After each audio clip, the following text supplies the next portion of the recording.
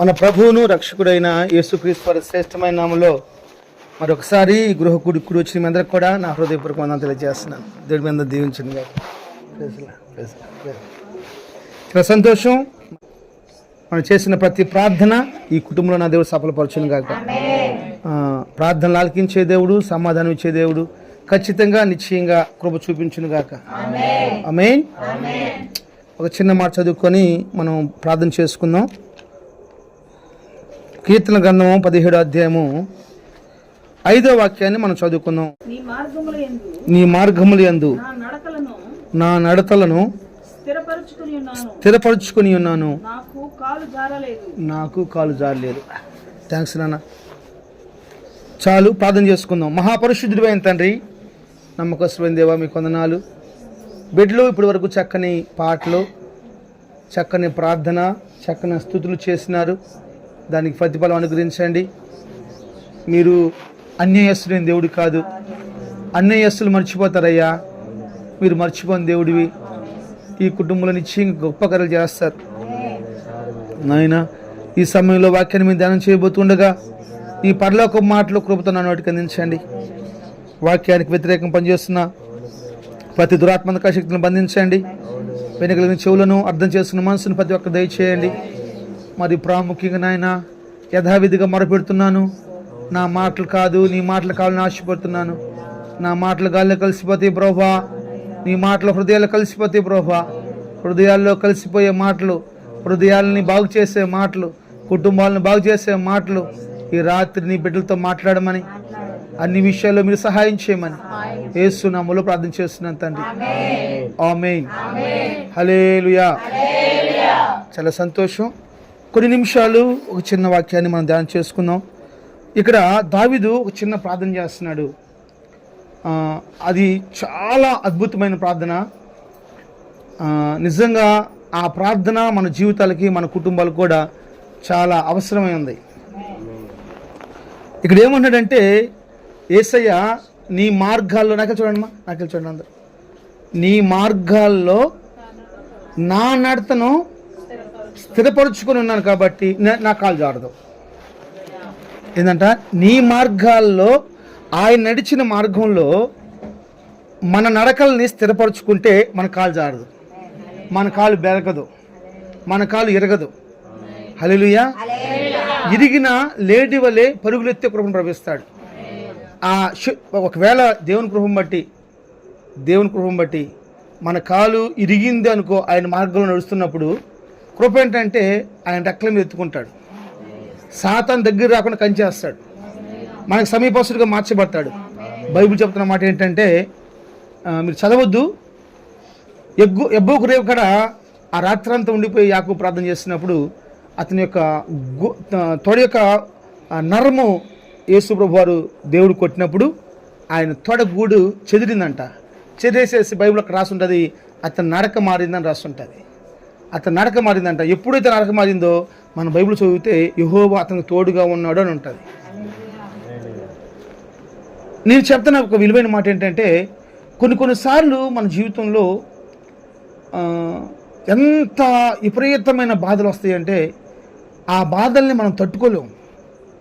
అరే, యేసు ప్రభుని ఎరగిన వారి జీవితాల్లో వచ్చిన ఒక అందం, కానీ యేసు ప్రభుని ఎరిగిన వారి జీవితంలో రావడం ఒక వింత, ఒక విచిత్రం. ఎందుకు ఈ మాట చెప్తానంటే, ఈ బైబిల్ మనకు బోధించే సత్యం ఏంటంటే, ఈ బైబిల్ జరిగిపోయింది, జరుగుతుంది, జరగబోయేది కూడా ముందుగా చెప్పింది. హల్లెలూయా. జరిగిపోయింది, జరుగుతుంది, జరగబోయేది. నీకు ఏ పిల్లడు పుడతాడో, వాడికి ఏ పేరు పెట్టాలో, వాళ్ళు ఎలాంటి వాడిగా మార్చబడతాడో బైబిల్ రాస్తుంది ముందుగానే. స్తోత్రం. అంటే ఇది మనకు భవిష్యవాణి లాంటిది. జరగబోయే జీవితంలో ఏది జరిగిద్దో. అందుకే చెప్తున్నాను, ఇది నమ్మిన వాళ్ళు, దీన్ని పట్టుకున్న వాళ్ళు అవమానపరచబడలేదు, సిగ్గుపరచబడలేదు, విడవబడలేదు, అప్పులు పాలు కాలేదు. ఏ విషయంలో కూడా వాళ్ళు దిగజారిపోయిన వరకు కాదు. నాకు తెలిసినంత వాడికి నా జీవితమే ఒక అద్భుతమైన సాక్ష్యం. నేను ఈ బైబిల్ పట్టుకున్నాక, ఈ వాక్యాన్ని నమ్మినాక, ఆ సత్యంలో నడిచినాక నా బతుకు నా దేవుడు మార్చాడు. నా కుటుంబాన్ని ప్రభు నాకు మార్చాడు. ఒక చక్కని కుటుంబాన్ని ప్రభు నాకు ఇచ్చాడు. అన్ని విషయాల్లో నా బిడ్డలు మారు మనసు పొందారు. నా కుటుంబం అంతా రక్షించబడిపోయింది. నేను చెప్పే మాట ఏం తెలుసా, దేవుని మార్గాల్లో మనం నడవటం నేర్చుకోవాలి. దేవుని మార్గాల్లో ఆల్రెడీ దేవుడు నడిచేసాడు. దేవుడు నడిచినప్పుడు రాళ్ళు ఉంటే ఆయన గుచ్చుకుంటాయి, ముళ్ళు ఉంటే ఆయన గుచ్చుకుంటాయి. దానిలో ఏ ఇబ్బంది ఉన్నా సరే ఆయనే ఫస్ట్ అనిపిస్తాడు. ఆ మార్గంలో మనం నడవడానికి ఎందుకు కష్టం అర్థం కావట్లా. చాలామంది అనుకునే మాట ఏంటంటే యేసు ప్రభువుని నమ్ముకుంటాం చాలా కష్టం అనుకుంటారు, బాప్తీసం తీసుకుంటాం చాలా కష్టం అనుకుంటారు. చందూరులో ఒక అమ్మాయి 7వ తరగతి చదువుతుంది, 3 రోజులు ఏడ్చింది ఉపవాసం ఉండి బాప్తీసం కావాలని. 7వ తరగతి. ఆ అమ్మని చూసినప్పుడు నాకు ఏడుపు వచ్చింది. ఆ అమ్మని చూస్తే ఎట్టుందంటే మిల్కా లాగా ఉంటుంది. ఆ పిల్ల పేరు ఏం పేరు, జోష్న లాగా ఉంటుంది. జోష్న కానీ కొంచెం పెద్దగా ఉంటుంది, అంతే సన్నగా నట్టుంటుంది. 3 రోజులు ఏడ్చింది. ఆ అమ్మాయి బాగా తట్టుకోలేక సాకులు పిలిపిస్తే నేను కూడా పోయేసేసి నా కాలు యాక్సిడెంట్ బాగల అయినా కానీ పోయేసేసి ఆ అమ్మాయికి బాప్తీసం నుంచి వచ్చాం. వైజాగ్ నుంచేసి మా ఏమేమో వాళ్ళ బాబాయ్ వచ్చి ఉన్నారు సేవకులు, ఏమేమో మనం అక్కడ వైజాగ్ నుంచి వచ్చి వాళ్ళని కూడా పక్కన పెట్టేసేసి మేము పోయి ఫస్ట్ ఆ అమ్మాయిని కార్యం ముగించి వచ్చాం. ఆ అమ్మాయి మనం పోయినప్పుడు ఎంత సంతోషంగా ఉంది. మేము బాగానే మమ్మల్ని అందరూ కూర్చోబెట్టి దంసపులు తీసుకొచ్చి బజ్జీలు తీసుకొచ్చేసి ఏదేదో హంగామా చేస్తుంది. ఎంత సంతోషమో. నేను చెప్పే మాట ఏంటంటే ఆయన మార్గాల్లో నడుస్తున్నప్పుడు ఆయన నడిచిన మార్గంలో మన నడతలు స్థిరపరచుకోవాలంట. క్లియర్గా రాస్తున్న మాట ఏంటంటే నా కాలు జారదు. ఎందుకు జారిద్ది? కొత్తగా బైబిల్లో కొంతమంది జీవితాలు చాలా బాగుంటాయండి. ఎందుకు వాళ్ళ జీవితాలు బాగుంటాయి అంటే ఎరగని మార్గాల్లో వాళ్ళు నడిచారు. ఎరగని మార్గాల్లో నడిచినప్పుడు ఇబ్బందులు పడతాము. నేను అంటాను, ఇప్పుడు జయమ్మకి బెన్నెమ్మ గారికి వచ్చిన ఇలాంటి తలంపు కనుక ఒక 5 సంవత్సరాల క్రితం వచ్చినట్టయితే ఈ కుటుంబం రూపురేఖలు మారిపోయాయి అని తెలుస్తున్నాము. రూపురేఖలు మారిపోయాయి. ఎప్పుడో ఉన్నతమైన వాళ్ళకి మార్చబడిపోలేదు. ఏసైకి సాధ్యం అండి. దేశాలను అప్పగిస్తాడు ఆయన. ఏసైకి అసాధ్యమైంది ఏముంది? ఎవడప్ప సొమ్మండి. ఒక మాట చెప్తాను, జ్ఞాపం చేసుకోండి. ఈ భూ ప్రపంచంలో ధనవంతుడు ఎవరంటే చాలామంది చెప్పే మాట ఏంటంటే అమెరికాలో ఉన్నాడని, లేకపోతే మన ఇండియాలో ఆయన పేరు ముఖేష్ అంబానీ అని చెప్పేసి అని, లేకపోతే టాటా అని, లేకపోతే అదాని అని చెప్పేసి అని ఇలా చెప్తా ఉంటారు. అసలు వాళ్ళు ఎవరు కాదు. ఒక మాట చెప్పమంటారా? భూప్రపంచంలో ఉన్న సేవకుల దగ్గర ఉన్న ఆస్తి మొత్తం తీసుకొచ్చి ఒక పక్కన పెట్టామనుకో, అది ఎన్ని కోట్లు అవుతుందో ఎవరికి తెలియదు. ఆ సేవకుల జీవితాల్లో సమస్తాన్ని వదిలిపెట్టుకుని వచ్చిన వాళ్ళు. నాకు తెలిసిన ఒక బ్రదర్ ఉన్నాడు. వాళ్ళ 3 అన్నదమ్ముళ్ళు. ఆ 3 అన్నదమ్ముల్లో చిన్న తమ్ముడు సేవకు వచ్చేసాడు. మొత్తం ఇడిచిపెట్టేసి వచ్చేసాడు. పెళ్లి కాకుండా సేవకు వచ్చేసాడు. అయితే వాళ్ళు ఏమవుతున్నారంటే రేపు వచ్చేసేసి నీ ఆస్తి నువ్వు తీసుకుని పోమని చెప్పంటున్నారు. నా ఆస్తి నాకు వద్దని చెప్పేసి ఆయన అంటున్నాడు. ఎందుకు ఆయన షేర్ ఎంత వస్తుందంటే 9,50,00,000 రూపాయల ఆస్తి ఆయన భాగం. నేను చెప్పే మాట 15 సంవత్సరాల క్రితం మాట. 15 సంవత్సరాల క్రితం 9,50,00,000 రూపాయలు అనుకో. నాకు తెలిసి ఇప్పుడు కనీసం ఒక 30-40 కోట్ల ఆస్తి ఉంటుంది. అది అంటే కనీసం ఒక 10 మంది ఏ పని పాటు చేయకుండా కూర్చొని తిన్నా కానీ డబ్బు అంతే ఉంటుంది. దాని వడ్డీ తింటే చాలు. బ్యాంకులో వేసుకుంటే వడ్డిచ్చే 70 పైసలు 80 పైసలు వడ్డీతోటి దర్జాగా బతకొచ్చు. మంచి 1 కోటి రూపాయలు పెట్టుకొని మంచి ఇల్లు కట్టుకొని ఆ ధనాన్ని మొత్తం వదిలిపెట్టేసేసి సాగు చేస్తున్నాడు. ఆయన అంటాడు దానికంటే ఇది గొప్ప సేవ అంటాడు. హల్లెలూయా. ఇలాంటి వాళ్ళ కోసం ప్రార్థన చేయడం గొప్ప భాగ్యం అనుకుంటాడు. ఆమేన్. ఇలాంటి వాళ్ళ కోసం ఏడవటం గొప్ప భాగ్యం అనుకుంటాడు. నవ్వే వాళ్ళతో నవ్వటం కంటే ఏడ్చే వాళ్ళతో ఏడటం గొప్ప భాగ్యం. Praise the Lord. నా దేవుని వాక్యం బోధించే సత్యం ఏం చేస్తా, ఏడ్చే వాళ్ళ ఇళ్ళకి వెళ్ళమని చెప్పిద్ది, నవ్వే వాళ్ళ ఇంటికి వెళ్ళదని చెప్పేసి అంటది. హల్లెలూయా. దేవుని బిడ్డలారని చెప్తున్న మాట చేస్తా.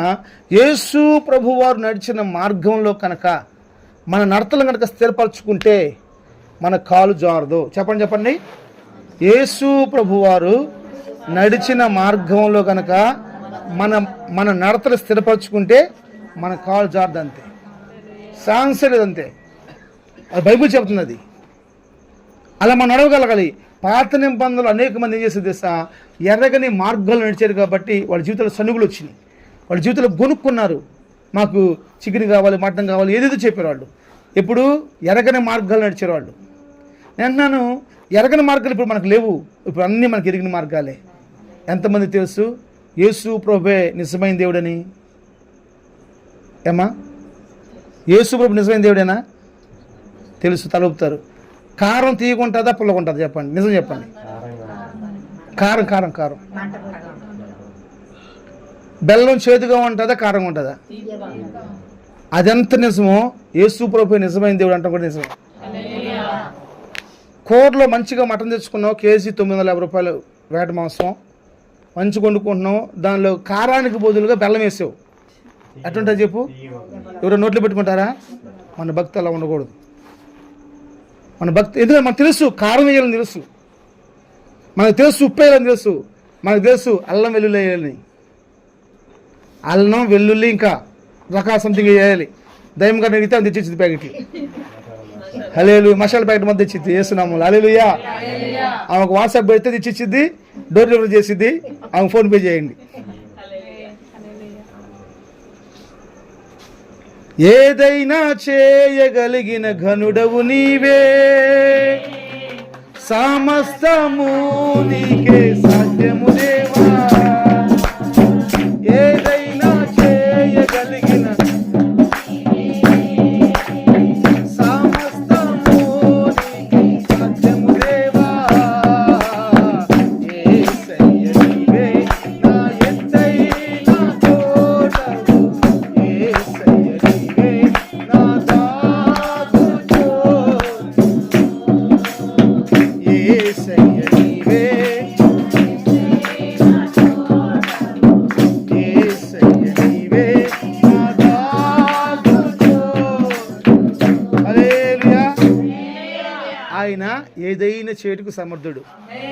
మనకి కొన్నే తెలుసు, కానీ దేవుడికి అన్నీ తెలుసు. నాకు ఇది రాదు అండవు. అయ్యా నా కొడుకు జీవితం బాగలేదంటే వాడిని బాగు చేయటం నా వల్ల కాదురా అండవు. నా కూతురు జీవితం బాగలేదు అంటే నీ కూతురు జీవితం బాగు చేయటం నా వల్ల కాదురా అండవు.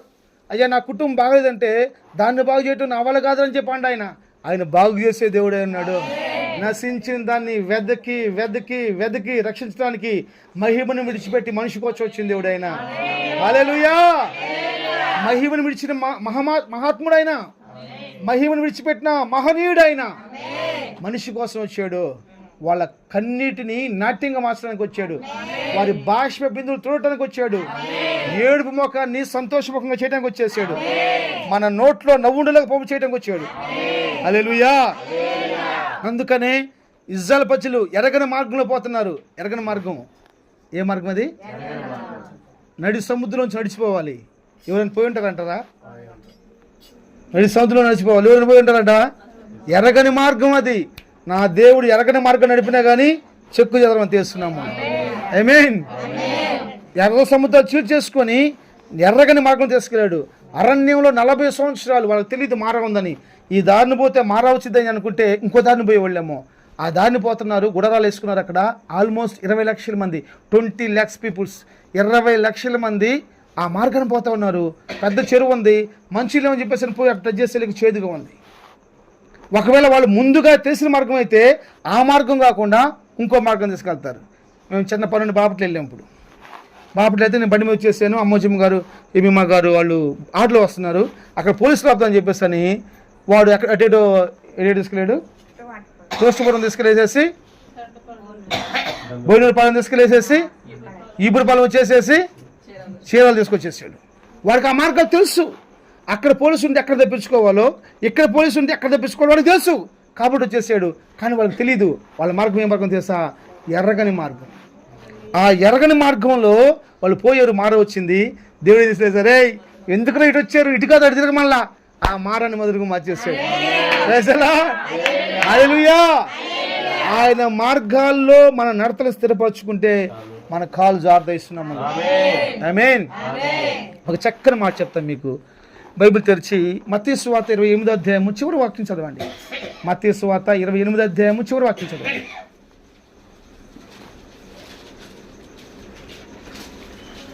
నేను మీకు ఏ సంగతులను తీసారమ్మా? సంగతులను ఆజ్ఞాపించుతునో. ఇంకా కనపడలేదమ్మా. వాళ్ళు ఆది కన్నా పక్కన చూస్తున్నారు. కాదమ్మా, ఆది కన్నా పక్కన నిర్గమ కన్నా పక్కన ఉండదు చూడండి. తీసావమ్మా? తీసాడు. కానీ 28:20. ఓకే. నేను మీకు ఏ ఏ సంగతులను ఆజ్ఞాపించుతునో వాటన్నిటిని గైకొనవలనని జాగ్రత్త వినాలి. యేసు ప్రభు వారంట శిష్యులకి ఏ ఏ సంగతులు ఆజ్ఞాపించాడో కమెంట్ చేశాడో అవన్నీ అంట మీరందరూ గైకోవాలని, మనమందరం గైకోవాలని చెప్పేసి వాళ్ళు బోధించాలంట. ఇదిగో నేను యుగ సమాప్తి వరకు, ఇదిగో ఈ యుగము అంతమైనంత వరకు సదాకాలము మీతో ఉంటాను. Praise the lord. హల్లెలూయా. ఈ అబ్బాయి పేరు ప్రశాంత్. వీళ్ళ పిల్లలు చర్చిలో పరిచయం చేస్తూ ఉంటారు. వీళ్ళు శుక్రవారం శుద్ధికర కూడి జరిగిన ఎగ్జాంపుల్ సెలవు అంటే శుక్రవారం రోజు వాళ్ళ పిల్లల్ని చర్చిలో పెట్టేస్తారు. వాళ్ళు శనివారం నైట్కి వస్తారు. వాళ్ళ పిల్లలు కూడా వస్తారు కాబట్టి ప్రార్థన చూసుకుంటారు. పోయేటప్పుడు ఏం చేస్తాడు తెలుసా ప్రశాంత్ బాబు? ఏం చేస్తావు బాబు నువ్వు చెప్పు, నీ నోటితోటి.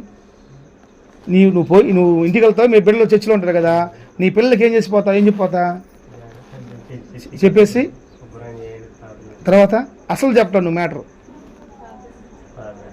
అసలు చెప్పట్లు, ఇవన్నీ తుత్తుమో, ఇవన్నీ అబద్ధం మాటలు, ఇవన్నీ నిజం మాటలు చెప్తా. ఏం చేస్తాడు? మీరు అబద్ధం మాటలు మాట్లాడుతున్నారు, అది బాధగా ఉంది. ఏం చేస్తాడు? చెరోకి 50 రూపాయలు చేస్తాడు. ఇది నిజం కదా? ఇది నిజం కదా? చెప్పరు, అది చెప్పరు అసలు. చెరోకి 50 రూపాయలు, చెరోకి 30 రూపాయలు, చెరోకి 10 రూపాయలు చేస్తాడు. ఎందుకంటే మేము పోతున్నాం నాన్న, నువ్వు కొనుక్కొనేసేసి పెద్దమ్మ డిస్టర్బ్ చేయొద్దు, మీరు బాగా చూసుకోండి, అమ్మమ్మ కూడా ఏం చేయొద్దు అని చెప్పేసేసి చెరోకి 50 రూపాయలు 10 రూపాయలు ఎంతకంది వెళ్తాడు. ఆ డబ్బులు ఇస్తే సంతోషంగా అది వెళ్తాడు అనమాట. వెళ్ళిపోగానే తర్వాత మళ్ళీ రేపు పొద్దునకి అయిపోతే రేపు సాయంత్రం వాళ్ళు వస్తారు. ఈ లోపు వాడు ఏమేమి న్యాయం చేయాలి చేస్తారు. వాళ్ళ పెద్దమ్మ కాడ ఏమేయాలో, వాళ్ళ అమ్మమ్మ కాడ ఏమేయాలో, వాళ్ళ అక్క కాడ ఏమేయాలో మొత్తం చేస్తారు. స్తోత్రం. దాన్ని బట్టి దేవునికి మహిమ కలుగును గాక. ఇది వాస్తవానికి ఒక తల్లి తండ్రుల ధర్మం. అలాగనే నేను బయటికి వెళ్తున్నా, ఒక 4 రోజులు రాననుకో, నేను కూడా నా కుటుంబంలో ఏం చేస్తానంటే ఇదిగో 1000 రూపాయలు ఉంచుకోండి, కావాల్సిన చూసుకోండి, నేను మళ్ళీ వస్తాను, నేను వచ్చిన దాకా జాగ్రత్తగా పెట్టుకోండి, జాగ్రత్త అని చెప్పేస్తాను. అంతే కదా? మీరు కూడా అంతగా చేస్తారు. మనమే ఇట్లా చేస్తే దేవుడు ఇంకేం చేయాలి? దేవుడు చెప్తున్నాడంటే వాళ్ళకి 5 పైసలు డబ్బులు ఇలా, వాళ్ళకి 5 పైసలు డబ్బులు ఇలా, 5 పైసలు డబ్బులు ఇవ్వలేదు. ఆ కొట్లో అప్పు తెచ్చుకుంటాడు, వచ్చి తీర్థని చెప్పని లేదు, లేకపోతే బీమా తాళించలేదు, లేకపోతే మీరు చప్పట్లు కొట్టండి బంగారం పంపిస్తాను చెప్పి అనలేదు. ఆయన ఏం చెప్పేది తెలుసా? నేను చెప్పినవన్నీ మీరు కైకొంటే నేను మీకు తోడుగా ఉంటాను. Praise the Lord. సదాకాలం మీకు తోడుగా ఉంటాను. ప్రతి పరిస్థితుల నుంచి విడిపించుటకు శక్తి కలిగిన నేను తోడుగా ఉంటాను మాట్లాడతాడు. సదాకాలం తోడుగా ఉంటాను. కునుకక నిద్రించక నీ పక్కనే ఇప్పుడు ఉంటాను. అసలు ఆ మాట నన్ను ఎంత బలపరిచిందో. డబ్బులు ఇచ్చిపోతే 1000 రూపాయలు, ఒక 100 కోట్లు ఇచ్చాడు అనుకో, ఇప్పుడైపోయాయి. 100 కోట్లు ఇస్తే ఎప్పుడైపోయాయి. అందుకే నేను చెప్పే మాట ఏంటంటే, బావి కాడ కూర్చోవటం కాదు, ఊట కాడ కూర్చోవాలి. ఆమేన్. బావిలో నీళ్ళు అయిపోతాయి, ఊటలో నీళ్ళు ఊరుతానే ఉంటాయి చేస్తున్నాము. ఆమేన్. మనం ఊటకాడ ఉండాలంతే. ఎప్పుడైతే మనం ఊటకాడ ఉంటామో ఊటలో మన సమృద్ధి దొరికిద్ది. హల్లెలూయా. ఆయన అంటాడు, ఆయన డబ్బులు ఇచ్చే దేవుడు కాదు, తోడుగా ఉండే దేవుడు. నువ్వు ఎక్కడికి పోయినా, అందుకని ఒక పాట చాలా ఇష్టం. ఎక్కడికి వెళ్ళినా వస్తానన్నవే. నేను రక్షించబడ్డ కొత్తల పాటలు ఇవి.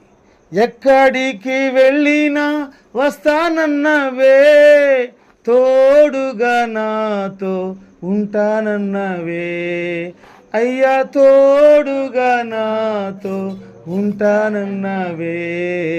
స్తోత్రమయా స్తోత్రమయా నా యేసు రాజా, స్తోత్రమయా స్తోత్రమయా స్తోత్రమయా నా యేసు రాజా, స్తోత్రమయా. తల్లి కన్నా మిన్నగా ప్రేమిస్తున్నావే, తల్లి కన్నా మిన్నగా ప్రేమిస్తున్నావే, తల్లి మరచినా నిన్ను మరువానన్నవే, కన్నా తల్లి మరచినా నేను మరువానన్నవే. స్తోత్రమయ్యా. హల్లెలూయా. ఒక్కని కూర్చొని రాత్రిపూట యవ్వన కాలంలో మోకరించి 2 చేతులు పైకెత్తి ఈ పాట పాడుకుంటూ ఏడ్చుకుంటూ ప్రభుత్వించేవాడిని. ఎందుకు ఏడ్చుకునేవాడు నాకు తెలియదు. మా అమ్మకి ఏం తెలియదు, అక్షరం ముక్క లేదు, చదువు లేదు, ఆమెకేం తెలియదు. దేవుడే పరిపూర్ణమైన జ్ఞానాన్ని నాకు ఇచ్చాడు. ఎవరితో ఎలా మాట్లాడాలో, ఎక్కడికి వెళ్ళి ఎలా మాట్లాడాలో, ఏ విధంగా చేయాలో ప్రతి ఒక్కడు కూడా నాకు ఈ బైబిల్ జ్ఞానం ఇచ్చింది. ఆయన తోడుగా ఉంటే డబ్బు మనకు అవసరం లేదండి. డబ్బు కోసం ప్రయాసపడాల్సిన అవసరం లేదు. ఆయా సమయాల్లో ఆయా విధాలుగా ప్రభు మన కృపలతో నింపుతాడు. ఆమేన్. హల్లెలూయా. ఏమి ఇవ్వలేదు వాళ్ళకి? డబ్బు ఇవ్వలేదు, బంగారం ఇవ్వలేదు, వజ్రాలు ఇవ్వలేదు. ఆయన సదాకాలం తోడుగా ఉంటాను. ఆమేన్. ఇంకో మాట చదువుదాం. అపోస్తల కార్యము 4వ అధ్యాయము 36వ వాక్యం అనుకుంటాను. 35వ వాక్యం చూడమ్మా ఒకసారి. 35 4వ అధ్యాయము 35వ వాక్యం చదవండి. వారు ప్రతి వానికి ఒక్క నిమిషం తీసారమ్మా అందరూ? రైట్ చదువుమా. 35వ 35 వచ్చిన వారు ప్రతి వానికి వాని వాని అక్కర కొలది పంచిపెట్టిరి ఓకే. గనుక వారిలో ఎవనికి కొదువలేకపోయింది. ఇది అండర్లైన్ చేసుకోండి. వారిలో చెప్పండి అందరూ. వారిలో ప్రతి వానికి ఏది తక్కువ కాలేదు. వారందరూ కూడా ఏం కాలేదంట, ఏది తక్కువ కాలేదంట. మళ్ళొకసారి చదువుమా లాస్ట్ లైన్. వాని అక్కర కొలది పంచిపెట్టిరి గనుక వారిలో ఎవనికి కొదువలేకపోయింది. ఏం లేదంటమ్మా, కొదువు లేదు. నాకు ఆ పదం చాలా ఇష్టం. నీవు నాతో ఉంటే కొదువన్నది ఏమున్నది, నీవు నాతో ఉంటే.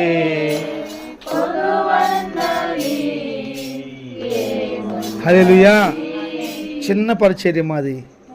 35,000 రూపాయలు ఖర్చు పెట్టి పాట రికార్డింగ్ చేస్తాం. మనం ఎంత, మన బతుకులు ఎంత? అవి ఉంటే చిన్న పేద కుటుంబం ఇల్లు కట్టుకోవచ్చు. ఒక రేకుల షెడ్ వేసుకొని సిమెంటాలతో బాబా ఇద్దా కడతా 35 ఇస్తే కడతాడంట. 35 ఇస్తే అంటే చూడండి ఎంత త్యాగం చేస్తాం దేవుని కోసం, ఎంత త్యాగం చేస్తాం చూడండి. ఏది తక్కువ కాదు. ప్రజల బుడ్లో నూనె అయిపోలేదు, తొట్లో పిండి అయిపోలేదు. మళ్ళొకసారి చెప్తారా? హల్లెలూయా. ఎప్పుడు దాకా? కరువు తీరేదాకా.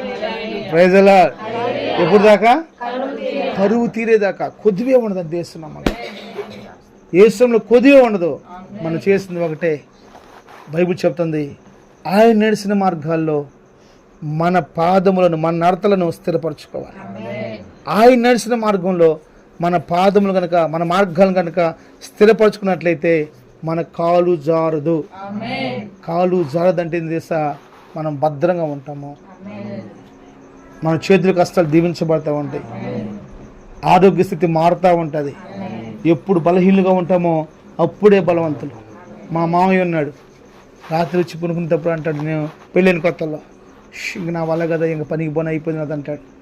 అయ్యా స్తోత్రం అయ్యా, అయ్యా ఏసయ్యా స్తోత్రం అయ్యా అని మంచం కాడ, మీ ఇక్కడ పునుకుంటాం మంచం వేసుకొని, ఆయన అక్కడ మంచం పక్కనే ఉంటుంది, మన మంచం పక్కనే.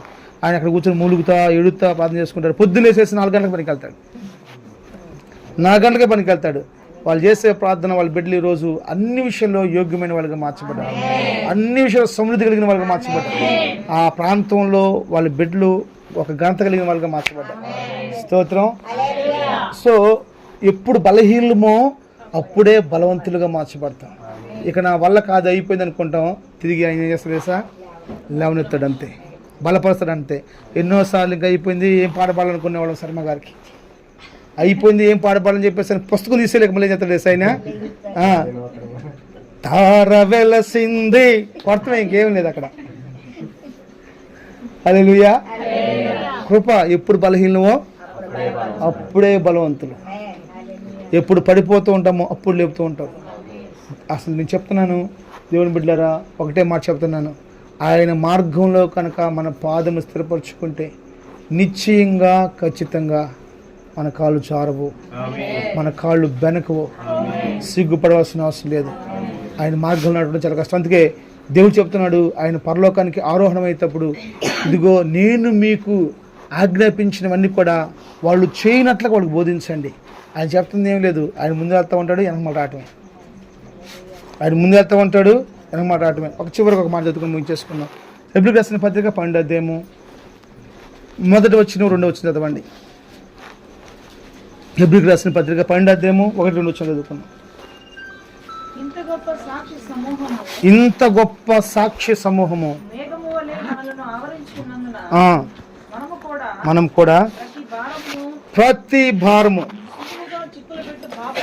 సులువుగా చిక్కులు పెట్టే పాపం విడిచి విశ్వాసానికి కర్త దానిని నడిపించే దేవుడు యేసయ్య వైపు చూస్తూ మన ఎదుట ఉంచబడిన ఏ పోరాటాలు అయితే ఉన్నాయో, ఏది అసాధ్యమైతే ఉందో దాన్ని మనం ముందుంచుకొని యేసయ్యని చూడాలంతే. యేసునామములో ఏది అసాధ్యంగా ఉందో, ఇది మన వల్ల కాదు అనుకుంటున్నప్పుడు వెంటనే యేసుప్రభు గుర్తుకు రావాలంతే.